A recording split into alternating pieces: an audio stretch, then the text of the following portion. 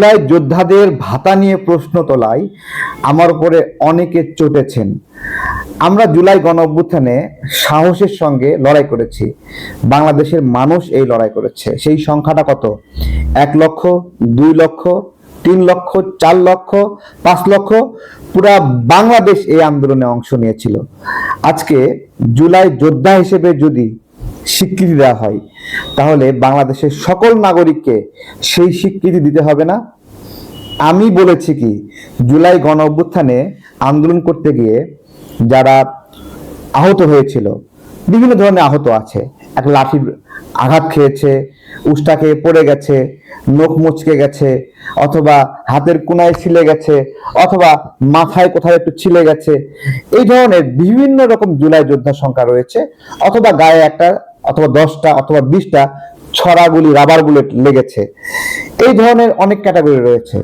জুলাই গণ অভ্যুত্থানে আমাদের কাছে যে পরিসংখ্যানটা আছে, 602 জন আছে যারা একেবারেই অন্যের সহযোগিতা ছাড়া চলতে পারে না। 602 জন। জুলাই গণ অভ্যুত্থানে 1118 জন আছে যাদের একটা হাত অথবা একটা পা অথবা একটা চোখ অন্ধ হয়ে গেছে। কতজন বললাম? 1118 জন।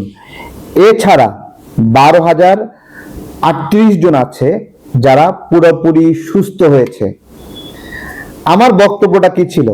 জুলাই গণ অভ্যুত্থানে পুরোপুরি সুস্থ হয়েছে যারা, তারা কোনো ভাতা পাবেন না, এবং যারা অন্যের সহযোগিতা ছাড়া চলতে পারেন না, তারা আরো বেশি ভাতা পাবেন। যারা একটা হাত একটা পা হারিয়েছেন, একটা চোখ হারিয়েছেন, তারা আরো বেশি ভাতা পাবেন। এই জুলাই গণ অভ্যুত্থানে এই যে 1118 জন একটা হাত বা একটা পা হারিয়েছে, কোনো টাকার বিনিময়ে এইটাকে ক্ষতিপূরণ দেওয়া সম্ভব? একটা চোখ হারিয়েছে যে, আর যে ব্যক্তিগুলো অন্যের সাহায্য ছাড়া চলতে পারে না, দুটো চোখই হারিয়েছে, একবারে পঙ্গু হয়ে গেছে, তাদেরকে তাদেরকে কোনো ক্ষতিপূরণ দিয়ে কোনো ধরনের সমাধান দেওয়া সম্ভব? সম্ভব না।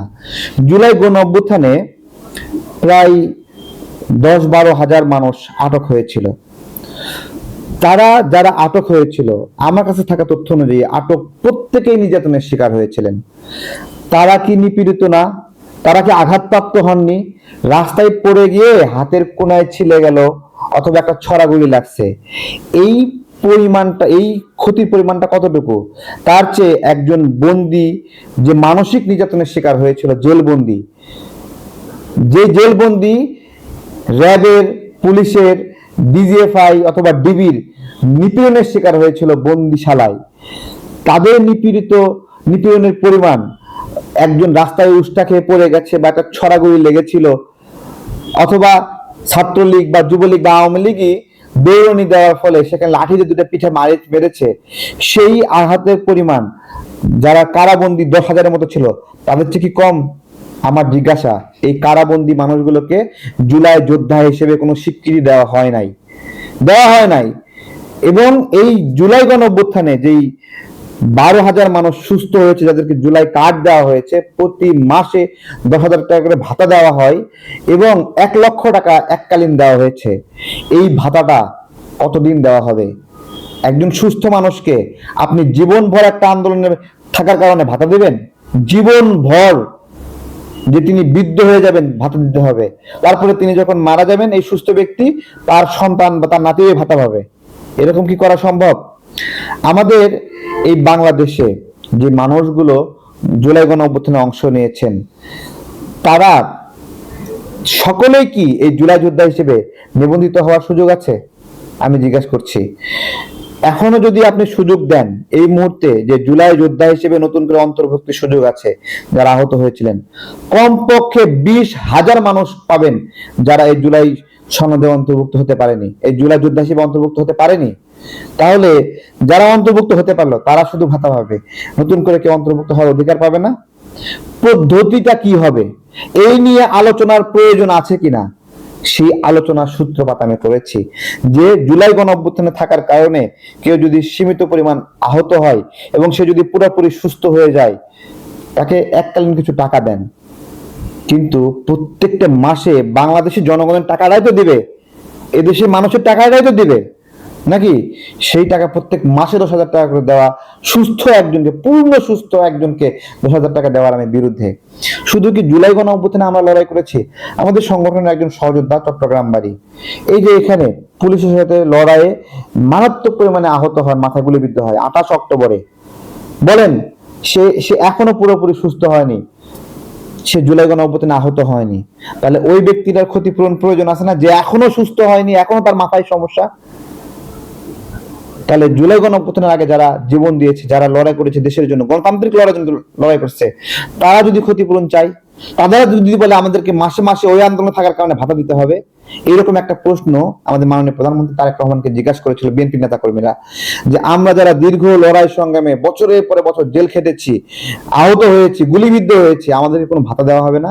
তিনি বলেছিলেন এরকম করে ভাতা দিলে তো অনেক নাগরিককে ভাতা দিতে হবে, এটা কি দেওয়া সম্ভব? জুলাই গণ অভ্যুত্থানে সুস্থ হওয়া কেউই যদি ভাতা পায়, তাহলে আমার বলার আছে যে আরো 20-25 হাজার আহত, সীমিত পরিমাণ আহত হয়েছিলেন, নির্যাতনের শিকার হয়েছিলেন, তাদেরকে তাহলে ভাতাভুক্ত করেন। তাদেরকে তো করতেছেন না। এখনো অপেক্ষায়, ওয়েটিং এ হাজার হাজার আবেদনকারী আছে যারা জুলাই যোদ্ধা হিসেবে নিবন্ধিত হতে চাই, তাদেরকে ভাতা দিতে হবে। ভাতা যে দেবেন, দেশের সরকারকে নিজের পকেট থেকে দেবে নাকি দেশের জনগণের পকেট থেকে দেবে? আমি আমার সেই বক্তব্য প্রত্যাহার করার অনেকে আবেদন জানিয়েছে, অনেকে বলেছেন। আবারও বলছি, জুলাই গণ অভ্যুত্থানে যারা অবদান রেখেছে, ছোটখাটো আহত হয়েছিল, পূর্ণ সুস্থ হয়েছে, ভাতা নেওয়ার মতো কাজ কোনোভাবেই সমর্থন করা যায় না। কিন্তু যারা অন্যের সাহায্যে চলতে হয়, তাকে এক জীবনের আয় পরিমাণ, কিসের 5 লাখ, কিসের 2 লাখ, এক জীবনে আয় 60 লাখ 70 লাখ টাকার একটা এক জীবনের আয় হিসেবে আছে, তাদেরকে সেই পরিমাণ দিয়ে দেন। যাদের একটা হাত হারিয়েছে, একটা পা হারিয়েছে, এক জীবনের আয় সম পরিমাণ অর্থ দিয়ে দেন, কোনো আবদার থাকবে না।